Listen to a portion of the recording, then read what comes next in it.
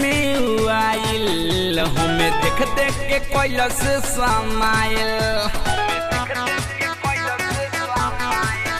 रहे करिए ड्रेस में आइल हमें देख देख के कैलस समाइल रहे रंग थोड़ा फीका कैले माथावा पटिका रहे रंग थोड़ा फीका कैले माथावा पटिका ले ले रहे संगे झुंडा सखी लेके आइले रहे हीरो हुंडा सखी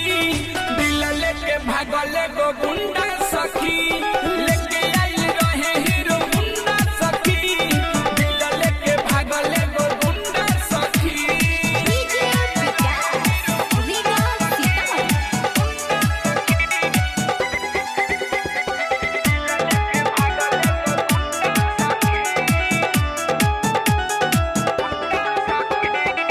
घूमे गईल रहनी बगल के मठ हो हाय हेलो कोई खेला भइल अलगत हो छन में सोझा से गईल बाहट हो सखी हो बतिया कहिले जवन सच हो ए सखी सुन तारू घूमे गईल रहनी बगल के मठ हो हाय हेलो कोई खेला भइल अलगत हो छन में सोझा से गईल बाहट हो सखी हो बतिया कहिले जवन सच हो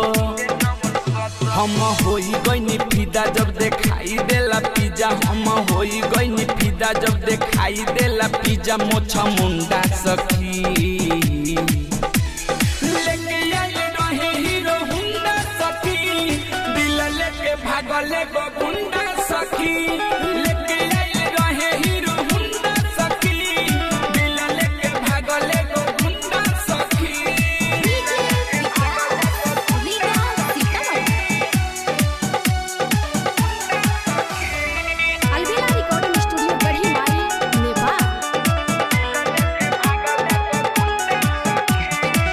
पता कोई नाम हवे अलग बेला देखेला सखी हो मन तरसेला मिठू मिसाइल सब देखले बखेला सुबह बिनवा उखाड़ेला झमेला पता कोई नाम हवे अलग बेला देखेला सखी हो मन तरसेला मिठू मिसाइल सब देखले बखेला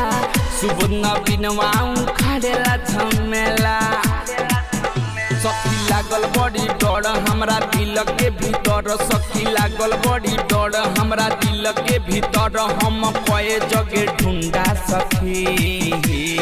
लेके आइले रहे हीरो हुंडा सखी दिल लेके भागले गो गुंडा सखी लेके आइले रहे हीरो हुंडा सखी दिल लेके भागले गो गुंडा सखी करिए ड्रेस में आइल हमें देख देख के कैलस समाइल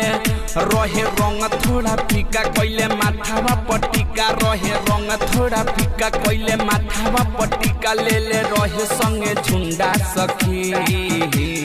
लेके आइले रहे हीरो हुंडा सखी